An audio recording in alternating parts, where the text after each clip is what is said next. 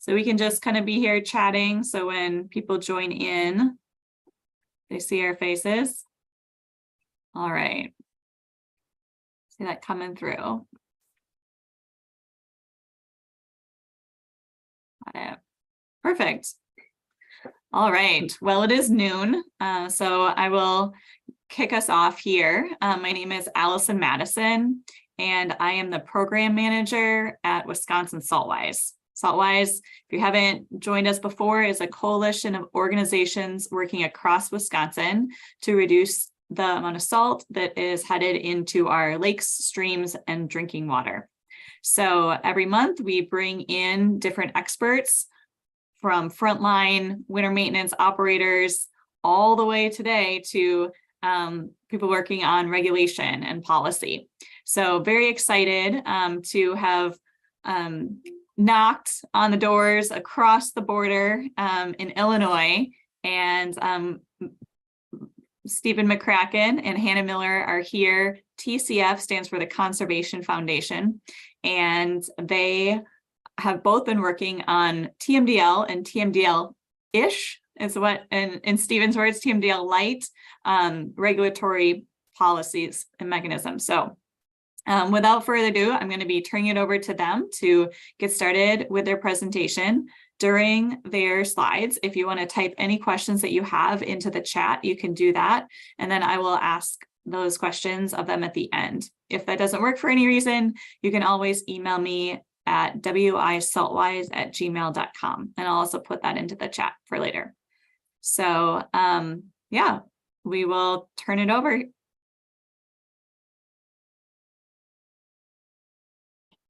Thanks, Allison. I'm just going to bring up my slides. Okay, seeing them all right? Looks great. Okay. Yeah, so thank you for inviting me to talk today. As Allison said, both Hannah and I are with the Conservation Foundation, and we work full-time for entities that fall under regulations for management of chlorides. So I'll be talking directly about an actual TMDL. I believe it was actually one of the first TMDLs in the country for, shall we say, winter de-icing sources of chloride as opposed to mining ones. And Hannah is working in the Chicago area on a thing called the time-limited water quality standard. That's that rather atrocious acronym you can see up on the screen. And I asked her to join me today because I think it's another example of how these regulations can be placed onto entities. I was actually based on a lot of the work that we were doing, but it is in a much more onerous form. And I think it's probably more, although not a TMDL, it's probably more applicable or more realistic in terms of what you're likely to be facing if you got a TMDL today. So, bit of a pun, but in the beginning, there were TMDLs. The organization I work for full-time, where I'm contracted from TCF, is called the DuPage River Salt Creek Work Group. And we'll talk a little bit about that entity because it does have a importance in terms of how we approach these total maximum daily loads. So the way this organization got started was in 2004. There were a number of TMDLs that were published for 3 basins. These were the upper basins of the DuPage River and a basin, unfortunately, called Salt Creek.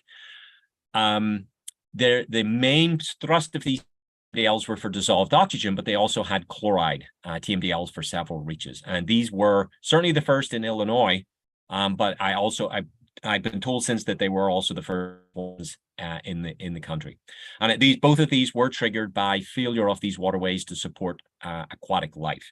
And I think that's an important thing to remember if you're getting a TMDL is what is the objective of the TMDL, not the short-term objective in terms of managing the individual pollutant, but also what is the designated use that you're trying to solve.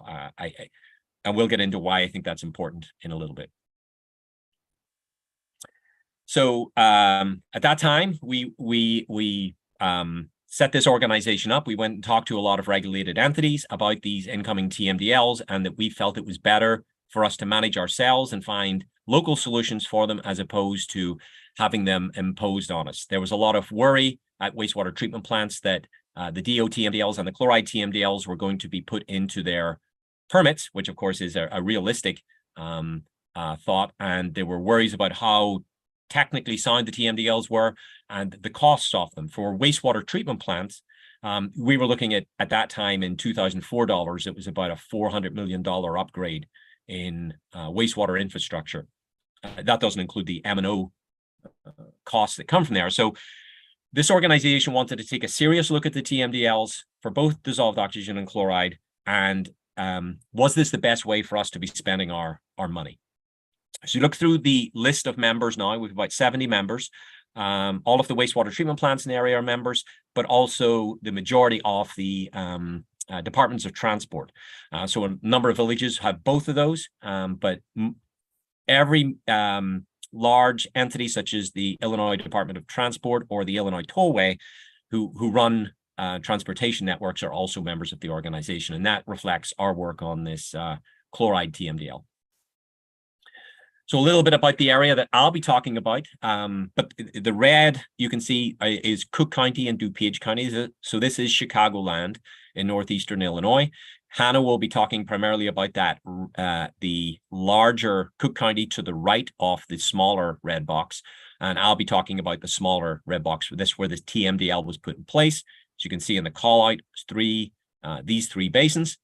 These are heavily urbanized basins. You know, you're looking about 15 to 20, 25% impervious surface. There's 55 municipalities. We have over 8,000 miles of roadway in it. So dense, urban, and certainly moving to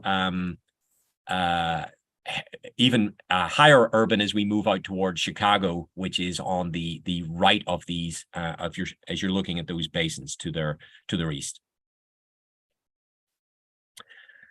Just some aerial images giving you a taste for what the area looks like. Lots of parking lots, lots of roads. You know, these are largely residential, but with also extensive strip malls and industrial parks.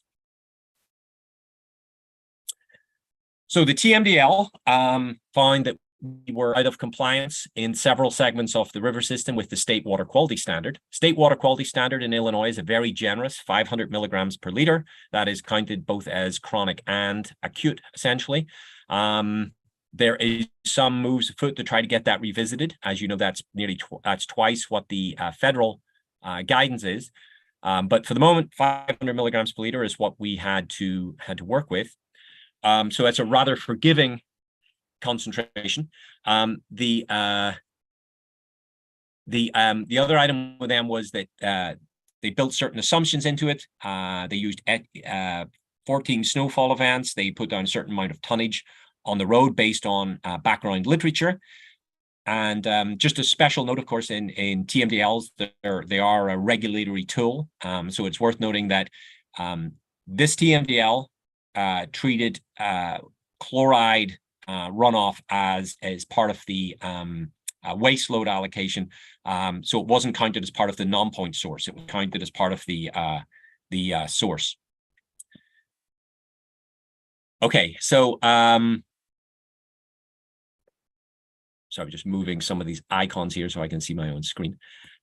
So as I said, we weren't meeting it, and the TMDL suggested certain reductions take place. So here I've broken out the basins and showing you what the target set for the TMDL is. That is the upper row. The second row was what the baseline tonnage of chlorides coming into the waterways was. Now, one of the things you want to be careful is when you're working with chlorides, of course, that are you talking about rock salt tons or some sort of compound tons? These are chloride tons. So chloride's about 60% of the mass of sodium chloride, the other 40%, of course, being the sodium. This is strictly chloride. So that's just a clarification. You can multiply those up, of course, using your ratios to see what it would be in salt tons. But anyway, you can see that they wanted reductions in the area of like 30%.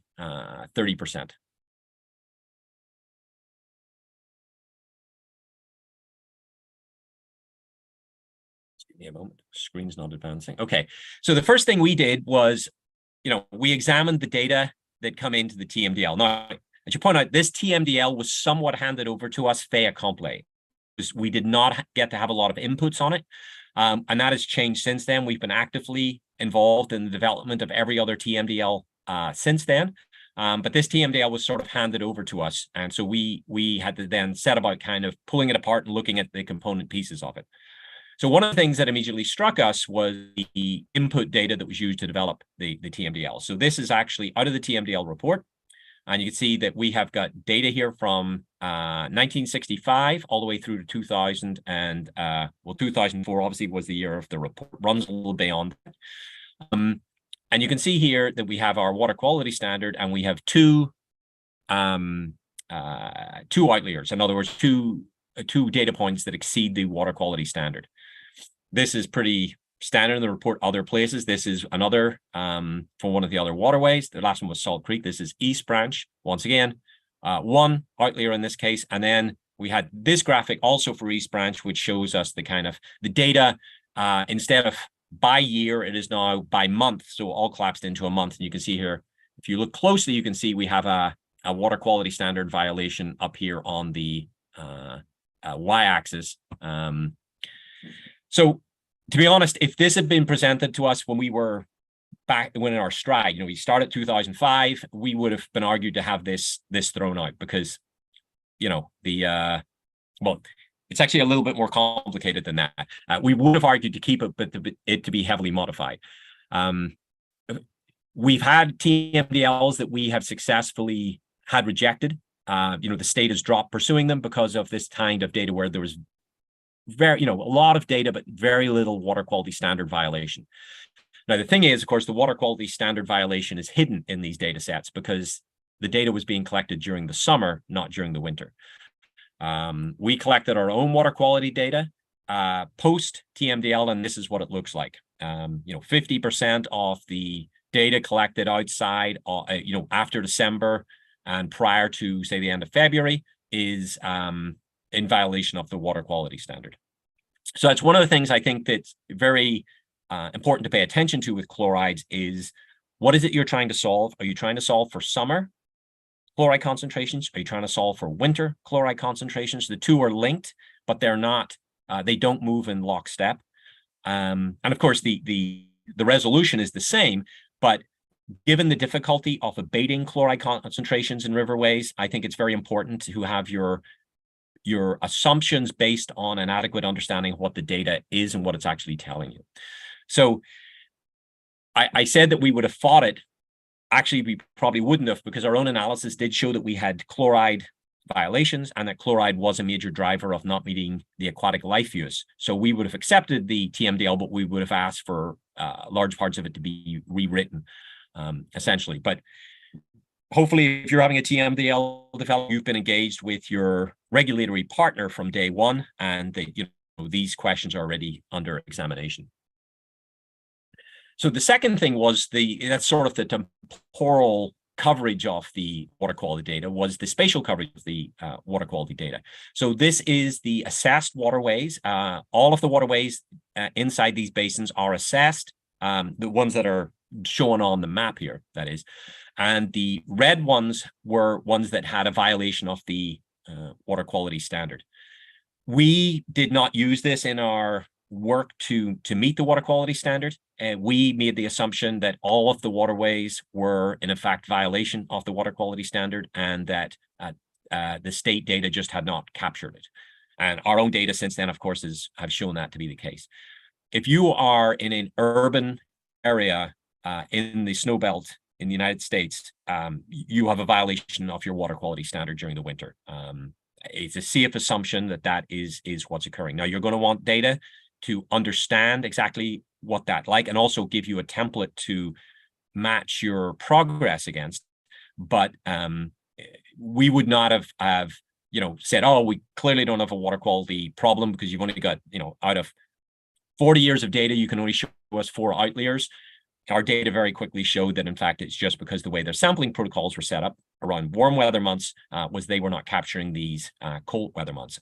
And that's an item I'm going to revisit in a moment. I think this is something that regulated entities need to be to think about and what it is they're trying to achieve here.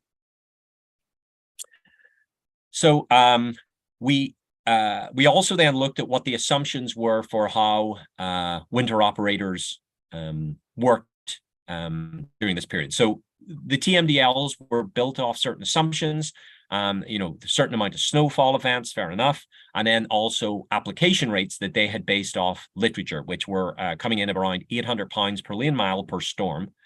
We went out with questionnaires to the new members of this organization that we had set up, and we were finding rates above 1,200 pounds per lane mile at that time. Once again, this is 2004. So obviously that changed quite a bit. This report came out in 2007, where we documented all of our findings and our recommendations. And I'm just putting it here to remind everyone that we went back and we examined the loading or the application rates and the number of call-outs, et cetera, assumptions in the TMDL, because we want to be sure that they reflected operational realities. So this is a table, the table that we had visited earlier, and we've added an additional line to it now, which is the bottom line, which is our baseline. Because obviously the TMDL had said this is what you need to in order to get into compliance with a water quality standard. And then they had said, well, this is where you need to be in terms of the amount of tons of chloride coming into it from these sources in order to hit that water quality standard. We now have this third line, which is the DRSEW baseline tons. And as you can see, we've added on, certainly on Salt Creek and East Branch, pretty substantially to that number. Now, West Branch did not change that much, because in West Branch, they actually had used some actual data from road agencies. I don't know why they didn't apply it across the whole of the three watersheds, but that one essentially only crept up very marginally. But there was a shocking change on Salt Creek and East Branch. So certainly now, we're looking at twice the reductions that we needed to make that the original TMDL asked for. I would also add there's another wrinkle to this, which is water quality standards. As I said, Illinois is quite is not really protective of aquatic life. It's too high, but I think you will see in the next decade water quality standards creeping downwards. Our own analysis, we do a stressor analysis using statistical methodology based on our aquatic life data sets, and we're seeing the general use protection level kind of coming in around 150. 120, 150, something like that, which is obviously you're looking at about half the federal recommended. So that is something else to keep in mind, that if you're working with your current water quality standard in a TMDL, that may be revisited in the next 5-10 years, and it's not going to be going up. It's going to be going down as more and more reports find that same pattern. We also set out and checked the assumptions on wastewater treatment plants. This is just 4 that we've selected from upstream, effluent, and downstream. And we just wanted to check we're worries in our treatment plant community that they were going to have to put in reverse osmosis or something like that if we could not make the predicted reductions in chloride loading from winter operations that we were being asked to do. The TMDL did include guidance, which is actually, upon revisiting it, was actually, for the most part, was pretty useful. There was a lot of talk about covering salt, about ground speed sensors and calibration of equipment. That's all good stuff. But there was also some advice in there about, protecting certain critical wetlands, etc. And I'm not sure that is that was so useful. It's not something that we have done. Typically, salt, when it enters the environment, it will make its way to the waterway, just because the way salt does not degrade in the environment. So we have tended to treat our entire watershed as a uniform coverage and just tried to reduce the overall application rate within the waterway, or within the watershed, rather. So we developed our own list of BMPs, and that's how we set about implementing the TMDL. We've been running these workshops since 2005, I think was our first one, 2005, 2006. And they've been very successful. Across our waterways, the trend has been movement away. Obviously, we were talking about those very high application rates earlier. We have trended down to around 4. A majority of our members are in the 200-mile category. I've got some graphics to show that, but they also have adopted a lot more liquids. Everyone is calibrating their equipment. I think out of the about 50 road agencies that we work with, you probably have about in the region of 2 to 4 that are not doing liquids, but they are doing pre-wetting. So I'm just going to go through. These were the kind of publicity that we turned out. One of the things that our argument was for getting people on board, as the caption says, less salt, more money. And I've said, so we really push the cost savings in this. Chloride is one of the few pollutants that you can save money by reducing. Save money directly at the point of purchase, because you're purchasing less, of course, but also in terms of degradation to your built environment. The other thing that was very potent was that we made the argument that if we did not manage ourselves, the state government would manage us, and that was very motivating for local entities to get their act together. So we had very good buy-in from public agencies. Just more of the materials that we were putting out there about developing your snow and ice plan for your system, developing, what is your SOPs after a storm, etc. What is your levels of service? All of those things were put forward, as well as the technical best management practices. So we saw a move to into liquids, and more people, as time went on, more and more entities were getting involved and putting their attending the workshops, also returning our questionnaires, which we were running every 2 to 3 years. Application rates trending down, and this is an example of one of the members and one of the leaders. At that point is DuPage County Division of Transport, and what we were seeing is that over the period of the program, I haven't pulled this out after 2017. They slashed the amount of salt they were using per call out by about half, which was pretty typical for our members. So we were seeing in the region of 20 to 50% reduction in salt or increase in salt efficiency, shall we say. I will note that this agency has changed management since then, and they have the salt totals have crept up. I haven't put that on the graph, not because I didn't want to show it, but just because I didn't update the graph after a certain period of tracking. However, is all of this working? So this is another thing I think to consideration for your TMDLs. I am relatively pessimistic. In fact, I am pessimistic that even with all complete application of our best management practices and planning, that we can meet our in-stream goals. This is just an example where I've taken 3 years from we have a rolling assessment that we look at. And so that's why these are spaced out in that way. We visit these rivers every 3 to 4 years. This is summer data. As you can see, 2006, 2009, 2012, very nice creeping up in concentration there. But if we look at the loadings during that same period, you can see they have exactly the opposite pattern. We can only do the best we can in the face of the winter weather that we're given. This particular item was so interesting because the winter of 2012 was a very mild winter. I do remember I spoke at the Salt Symposium in Minnesota that year, and it was in February, and I was in short sleeves at the Arboretum up in Minneapolis. So essentially we had a very, very low application of chlorides. Essentially, everybody was down to like a third to half of what they were normally doing. And yet we ended up with some of the highest chloride concentrations that we had seen in the river in the summer. And that was because we had a drought during the summer. So, flows fell by 2/3. We half the amount of chlorides going in. You can see how that would work out in a concentration basis. So that is something I think to keep in mind about for regulators and the regulated is the objectives here. Even if you do everything correctly and document it all, the stream, the environment has is not necessarily going to work in your favor. We can really only affect that loading piece, and that is going to itself be a function of how many call-outs you had, how many ice storms you had, and such.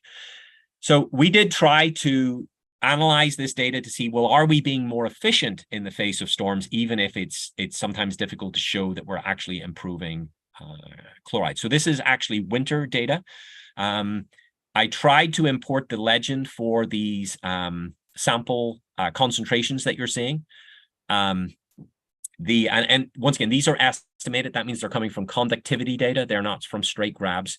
Should have pointed that out earlier. But these three that you're seeing, the blue is that's the mean concentration for the whole winter. The black triangles are the mean 4-day mean, and then the red is the maximum daily value that was observed. So, and the winter weather, I don't have winter data for 8, 9, and 10, but from 2011 on, you can see that we have it. You see the winter mean is trending down for concentration, and that is true across all three of the waterways. So this one is just here as an example. But a couple of things to note is if you look at some of these graphics, you can see that they've got a black tip. That is a ice storm, and that really skews the data. That is much more than snow inches. So one of the things that we did then was, can we control for these ice storms and then see if if we can pluck out the trend if we were to remove the ice storms, as they're skewing the amount of salt that we're using. And of course, there's other things that we try to control for: ice events, duration, pavement temperatures, duration, type of storm, scale of call out, etc., that we try to put into these models. And this is what we come up with. This is a document that we'll publish this year. And this is for Salt Creek again, once again, winter concentrations. And this is for our 2 monitoring sites for conductivity on the river. One is in the headwaters, one is at the mouth of the river system. And both sites came back from this analysis as having a downward trend. Now, it's not, these are the 2 lines that you can see just above the load here of 2000, both trending downwards. Now, it is the one at the mouth of the river was trending down more substantially, which is what we'd affected, as it's got a bigger surface area that we were working on. But the data for summer, winter, summarized here, it's mixed. We're typically seeing with chloride concentrations across the board, except for the West Branch in the winter, and I'll put that aside as an outlier for the moment. But in concentrations, both winter and summer, we are seeing a downward trend, which suggests that our program has been successful. Certainly in other areas, we're seeing upward trends, so a downward trend is certainly welcome. However, our loadings are nearly universally going up, and certainly summer loading is in a large part a function of winter loading. We do see a lot of residency time for the salt around the watershed, but this is largely a function of winter weather. So just more storms, more snow inches means more flow, and so more call outs, and we see both of those things trending up. And so although that does suggest more efficiency, because in the face of more winter weather, we're using less salt per unit of winter weather, as it were. However, it's a qualified victory. And this is just some winter or summer grab data to show what I'm talking about. This is from several years on the East Branch, and you can see this downward trend all the way through the summer towards the fall of this salt that's just hanging around the watershed and gradually flushing in there. And I suspect if we stopped salting today, we would see this effect every summer for several years. Okay, I'm going to wrap up and hand over to Hannah, but a couple of items just to take away from our experience. Get involved with your TMDL developer early on, question their assumptions, and work in good faith with them, right? They're not the enemy. Everybody wants a good product. Since this, we've worked with IEPA on several TMDLs. We have an excellent working relationship from them, and anything I've said about these TMDLs today shouldn't be taken as any way attacking their production of these. At this point, 2004, really, this was all a mystery about how to do a chloride TMDL. I will say, if you can collect your own data, and both spatially and of course through time, as these storms and winters come through, you're going to make a much more targeted process. I would also say keep your BMPs practical and cost effective. From Hannah's work, we have an example of a BMP, which is catchment of wash water from trucks that is being pushed through that program. That's horribly expensive and really affects very few chlorides. So I would, if you're on the regulated side of this, I would urge you to try to keep that kind of, think about the cost benefit of these actions, because one of the ways you get people into working on this is the money savings. So your BMPs have got to show a good cost benefit.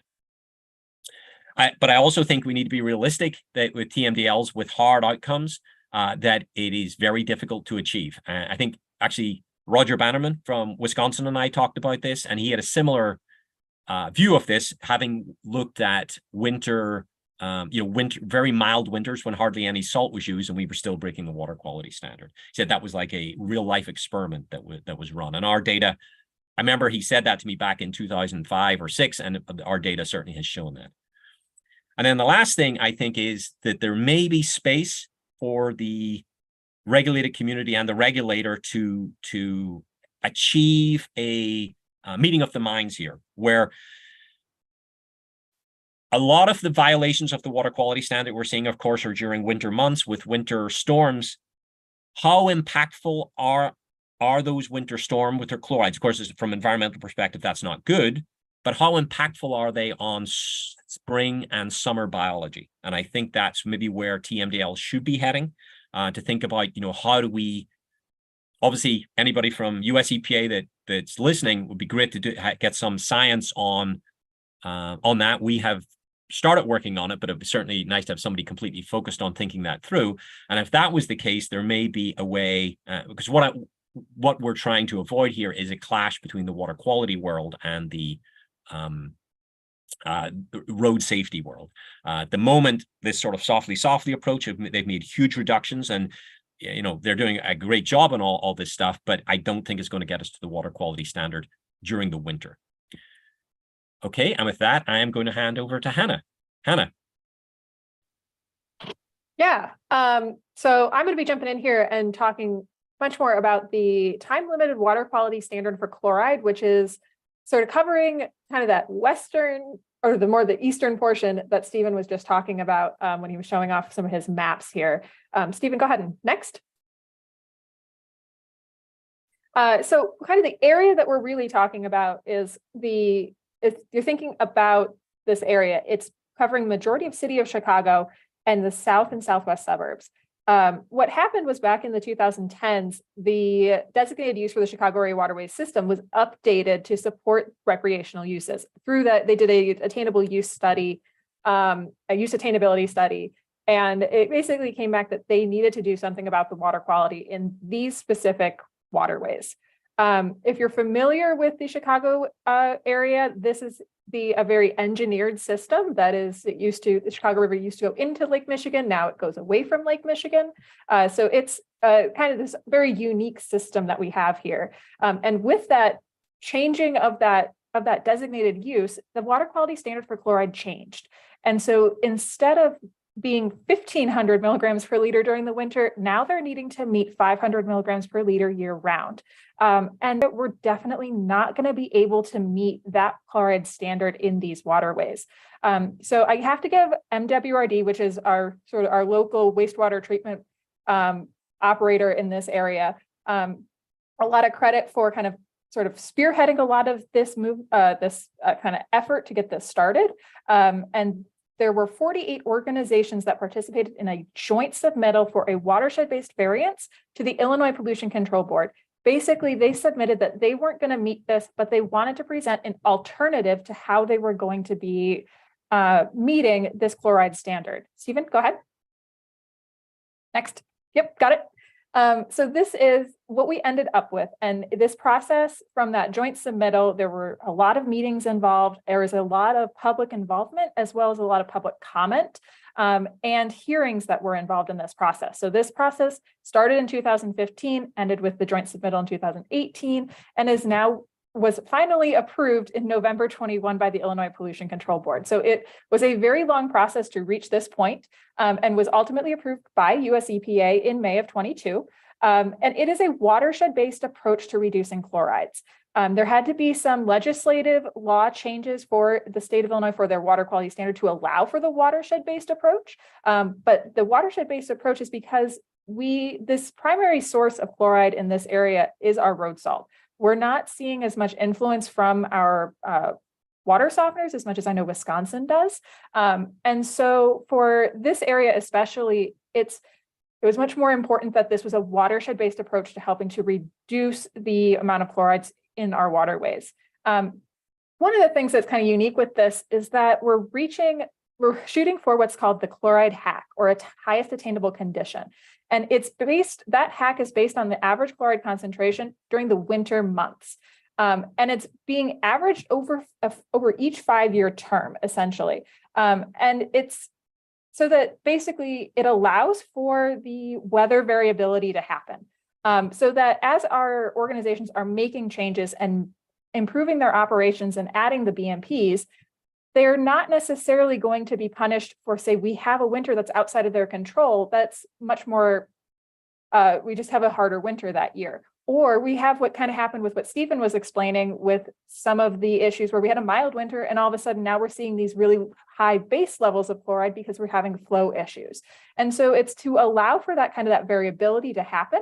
And they set the hack based on at the time of what was that average chloride concentration for those months, but it's still representing a decrease in chloride. So this is what they're working towards. They have 15 years to do it, and they're reevaluating this every 5 years, which is a really interesting approach to kind of be able to come back and say, is this still working? Are we still seeing a difference? Go ahead, Stephen. So some of these highlights that are kind of interesting is that each permittee, while those 48 different organizations, to be covered under the TLWQS has to implement certain things into their operations, one of which is participating in one of a work group. Both work groups that are working for these 2 watersheds that are involved are the Chicago Area Waterways Chloride Work Group and the Lower Des Plaines Watershed Group. We actually do the Lower Des Plaines Watershed Chloride Committee and the Chicago Area Waterways Chloride Work Group meeting together so that there's more consistency across all the permittees. They needed to prepare a pollutant minimization plan. That was basically, it's their organization's plan for how they're going to reduce chlorides in their operations using all of the identified BMPs. One of the things that was very key part of the chloride TLWQS was that it set out required BMPs that each organization, based on their discharger category, needed to add or implement into their operations to help to reduce chlorides. And that pollutant minimization plan is their plan of how they're going to be doing that. In addition, they needed to submit annual reports to both IEPA and their work group by July 1 of every year, as well as implement all of the required BMPs based on their discharger category. And like Stephen said, there's some interesting BMPs that kind of got worked into this. And so there's some balancing act of how these organizations are going to be working through all of these BMPs. We are right now in year 2, so a lot of these organizations are still working through adding these BMPs into their operations. This is just one of those things where it's just going to take time for this to happen. And so we're working through that process of implementing all the BMPs. Next. And so what are those BMPs?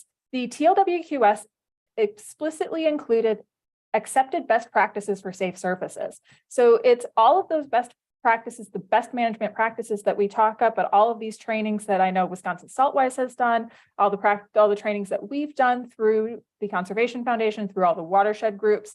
And so these practices are the best practices for safe surfaces. It's things like calibrating equipment, varying application rates based on pavement temperature. It's incorporating liquids into their programs. The organizations have to develop a plan to evaluate their operations to find ways where they can continue to make changes to improve their operations, but also to reduce the amount of salt they're using. They're required to cover their salt storage. Like Stephen said, they're required in some cases to collect the runoff from these salt storage areas. We're working through how these organizations are going to meet that still, but it's one of those BMPs they need to do. But one of the more important BMPs is training staff, and that's required annually. And so one of the things is that's one of the great parts about being part of the work group for these organizations is that our work group can really help to support them in their implementation and help them reach their training needs. And it's also kind of a key piece with this is that there was a required BMP in that list that any contractors that these permittees for the TLWQS hire are also required to follow the same BMPs. So we're hoping to start seeing this with our contractors, that they're going to also help to improve their programs, as these organizations that are now hiring these contractors are going to have to start requiring them to use the same BMPs that they are. All right, next. So for the work group, this was one of the requirements, was that there was participation in the work group, as this is a watershed-based variance. So there needed to be coordination across all of the permittees and across the whole watershed, partly for both consistency's sake, but also as a help place the work group to be a place for connections for chloride reduction. One of our kind of the great things I like about our work group meetings is that it's a place for others to connect. So we have a lot of great discussions on the BMPs, on chloride reduction, how these organizations are implementing them, and people are asking questions. They're connecting with their neighboring communities, they're networking with a community that they might not have otherwise had a connection to, be it they're on the north side of the city versus the south side of the city. And so there's been some really great discussions that we've had at our work group meetings to answer questions and really help these organizations kind of get their heads around how they're going to be implementing these BMPs. The work group has also been providing a lot of reporting assistance to the permittees, and I'll talk about that in a minute, as well as education outreach materials and training opportunities. So there's a lot that the work group is doing to help coordinate this implementation, as well as sort of provide some sort of a place to have this connection and this discussion around reducing chlorides. Next. And so from that work group assistance standpoint, especially from the reporting standpoint, was from that consistency of coordinating across the entire watershed so that nobody's kind of out in left field doing their own thing. We developed templates for the reporting items that need to happen, both the pollutant minimization plan and the annual reports. So the work group kind of helped to put this together, got the feedback from the work group members. The work group members really direct.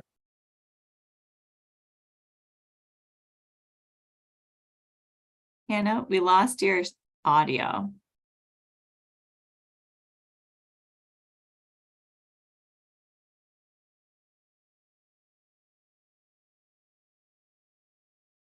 Can you hear me now?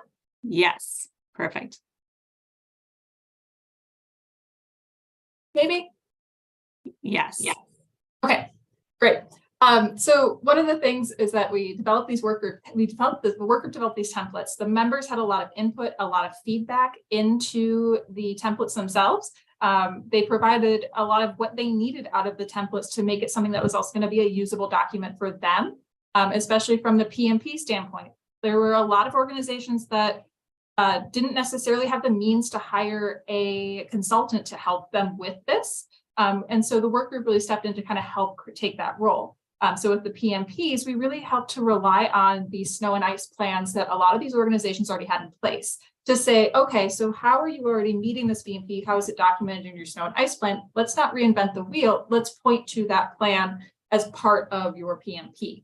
And we took these report templates to IEPA staff to make sure that they were going to be okay with them, and which we got some feedback and comments and worked that in, and ultimately came up with something that everyone was happy with.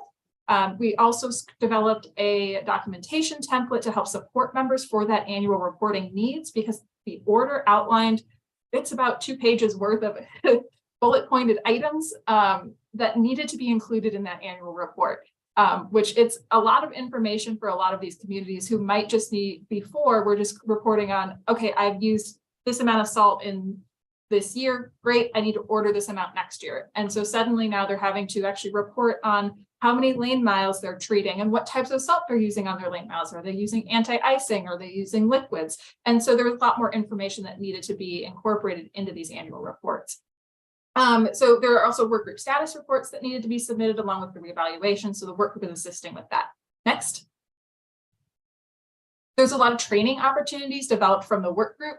So we've been offering a lot of training opportunities, like Stephen was talking about, all the de-icing workshops. So we've been coordinating with the DRSCW to continue to offer the de-icing workshops, as that will help our organizations meet the annual training needs. The order itself didn't really say what annual training was. It was more of a kind of figure it out, which has been really helpful on our end and on the organization's end, so that they can sort of figure out what is going to work for them for annual training. And so we've been trying to put together opportunities that meet our organization needs for annual training. And what this has really looked like is what we've called mentoring sessions, which are basically opportunities for these organizations and their staff to come together to learn from one another on different topics. Things like calibration, permit requirements, and we've also hosted report working sessions where they can come bring their report, ask questions, and get assistance. Next. The work group has also been super supportive of the Salt Smart Collaborative. So all of our work groups outreach materials are going through Salt Smart to help, again, create that consistency across the watershed. There's one message, one voice that we need to reduce salt, but it's also educating on all the different practices. The work group itself also was really supportive of the development of the Salt Smart Certified for Parking Lots and Sidewalks program, which is creating a certification program for contractors, park districts, winter maintenance professionals who are using the best practices and doing good things on the parking lots and sidewalks. And the work group was super supportive because this helps them meet their needs. If they know they're hiring a Salt Smart certified contractor, that contractor is going to be using the best management practices that they need to meet their regulatory requirements. Next. And so what that Salt Smart certified looks like, it was funded in part by a Illinois EPA 319 grant. But what we ended up developing through a steering committee made up of private contractors, park district staff, and other environmental folks, including some of our watershed work group staff, was a manual that is also available in Spanish for the Illinois Winter Maintenance Manual for Parking Lots and Sidewalks, and a full training program that really highlight the industry accepted best practices and how those practices can reduce salt, but also work to improve your operations. This is Illinois specific, so we have a lot of Illinois flair throughout, but it's also a really nice way to kind of bring together a lot of different organizations doing great things specific to parking lots and sidewalks. And through the steering committee, they really wanted to focus on parking lots and sidewalks and private contractors, because that's really where we see the best way to help reduce salt outside of our municipal operations using these BMPs. Our first trainings will be offered in October, and I'm excited that we've gotten so much progress on this as well. Next. And so really what this comes down to, and from the outcome of what this TLWQS is, sort of what Stephen calls TMDL light, is that we have 15 years, but it's really going to take time to see these reductions. This is not an overnight process. This implementation of these BMPs for organizations that are not doing them, this costs money. They're going to need to, say, purchase a truck, and everyone knows how long that process takes to purchase a truck. And so there's a lot of different sort of moving pieces to work towards this. And so we're going to be working over time to make these reductions. And it's going to be increasing the use of industry accepted best practices across our watershed, and really help to improve the amount of, or reduce the amount of salt that we're seeing and improve our water quality. Many of these practices are also going to be more cost effective because, like Stephen was saying, when we're implementing these best practices and they're reducing the amount of salt they're using, they're reducing that excess waste and they're reducing that excess road salt that now is money saved for them. And it's one of the things too, is that we're continuing to support members through this implementation. We're helping them to make the connections so that they have these long-standing connections that they can now turn to say, I know Joe in this community. Joe knows how to do liquids. I'm going to turn to Joe to ask these questions, which is, it's really nice to have our members make that connection. Next. And really one of the biggest outcomes of this and the biggest goal, and it gets kind of lost when we talk about these BMPs, is that really the goal here is to improve our water quality and support our clean and healthy waterways in our communities. We're really trying to actually make this difference through reduction of fluoride in our waterways. All right. I'm Stephen. I'm great. So we've got questions. We do have questions. Thank you both so much. That was excellent. Hannah, really glad you were able to come on too, and show a few more facets of this work. And of course, I really like getting to the nitty gritty of what's happening on the ground. So let me switch over here to our questions. Okay. So let's see, the first one comes from Peter. Peter asked, what is the source of chloride during the summer months?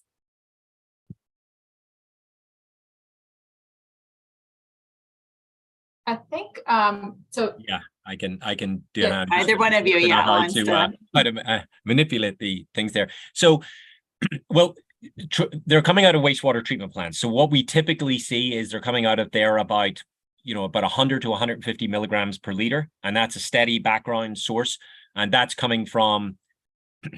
Certainly in our area, our intake water is very low in TDS, so that's human. That's human sourced for the most part. And then the other one is it's coming in from, just these caches of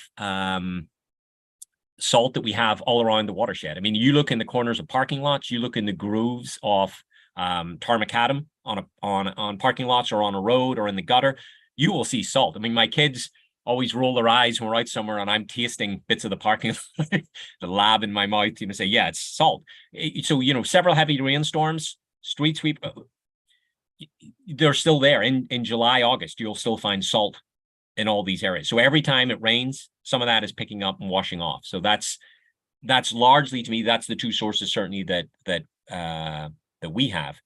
The other thing is we do street sweeping, and we've been monitoring street sweeping. And some of that street sweeping stuff is coming back. And once again, I don't know, I need to do a little work on how to turn it into a tonnage. But some of the samples are coming back at 3,000, 4,000 parts per kilogram.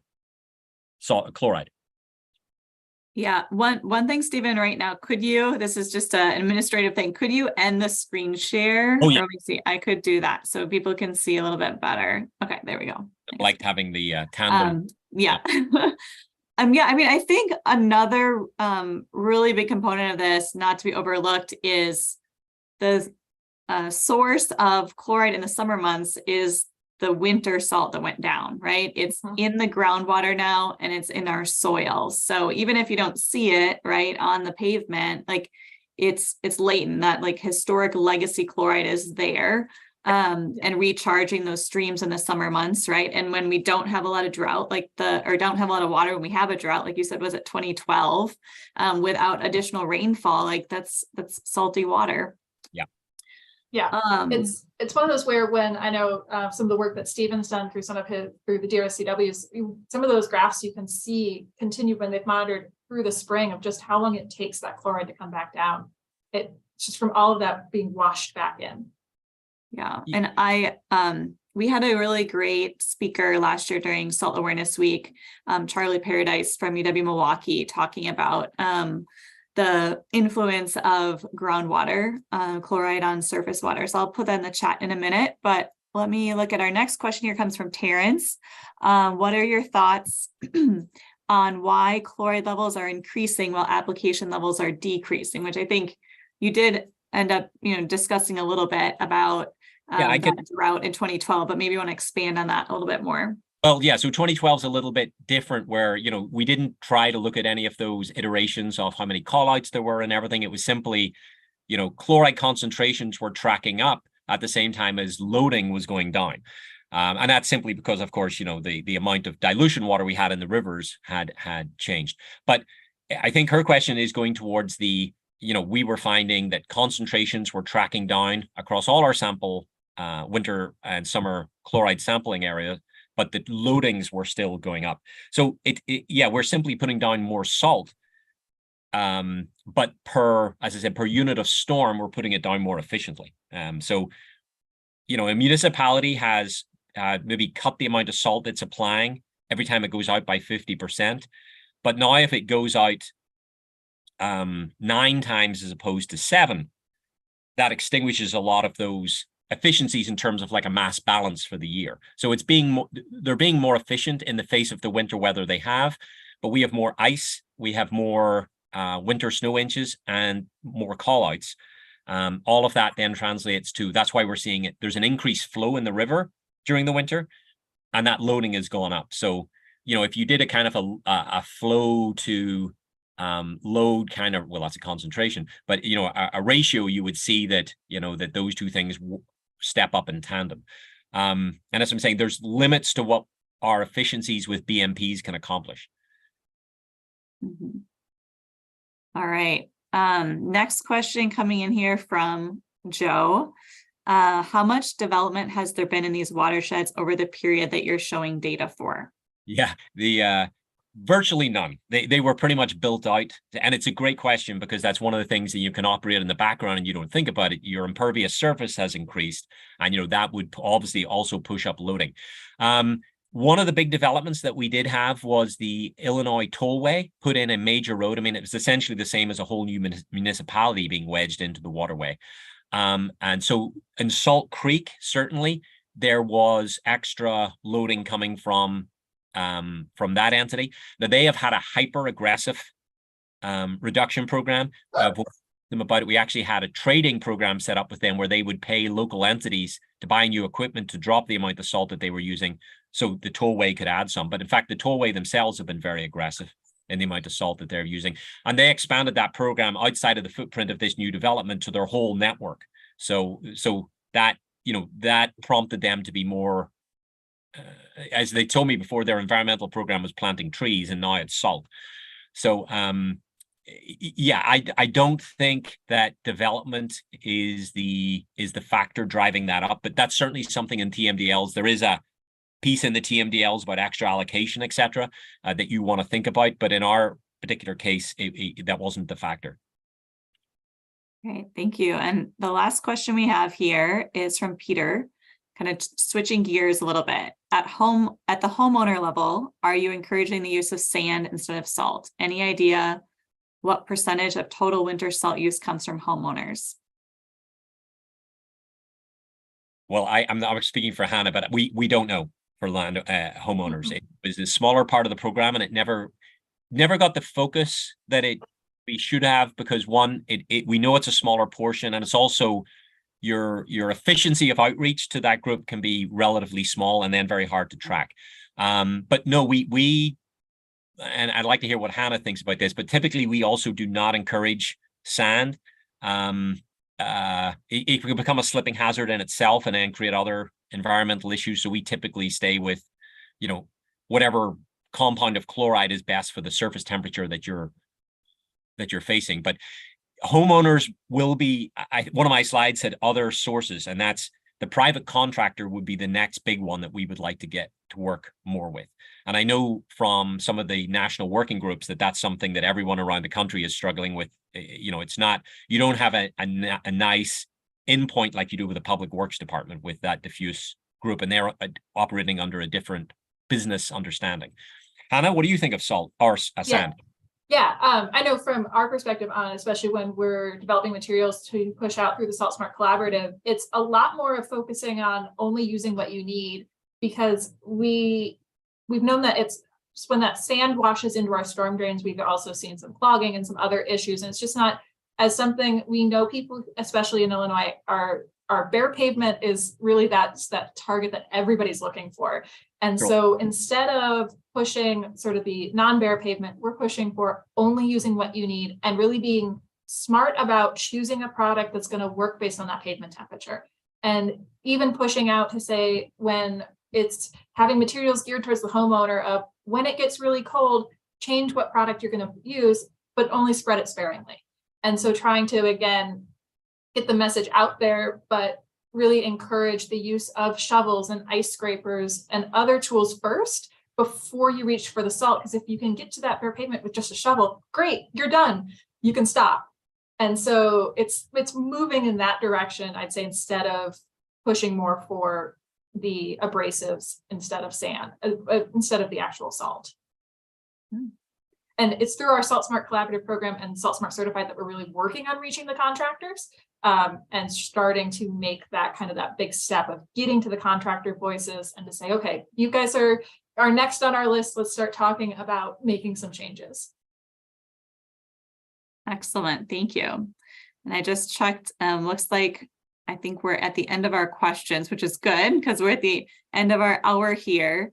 But it was really excellent, yeah, to hear from both of you. And I definitely have some follow-up questions, but I think we've got a follow-up call for some of that. So thank you so much for this, yeah, like really deep dive into kind of what's been going on in Chicago all the way up to today. I think it is really incredible to see, you know, Stephen, from these data points that were, total outliers without a real big understanding of what's actually happening or any understanding of what's happening in the winter months, right? And then you guys deep diving into the data collection, bringing so many partners together and creating these really, really strong programs. So kudos to both of you and your, it sounds like very huge teams of partners and colleagues. So yeah, I look forward to future collaborations, and thanks again, everybody who was able to join us today. Feel free to pass this